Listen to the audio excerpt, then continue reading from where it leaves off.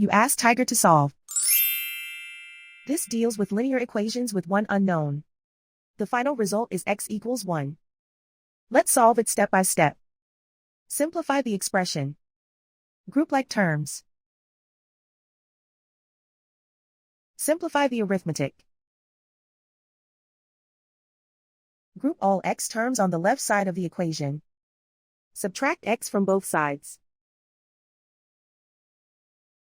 Group like terms. Simplify the arithmetic.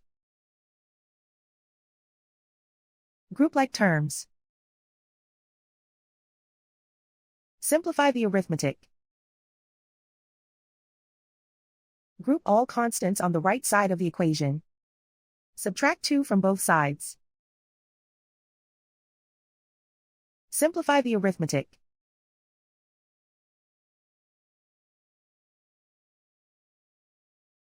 Isolate the x.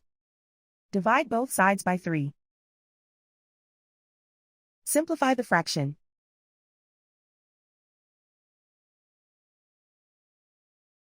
And so the final result is x equals 1.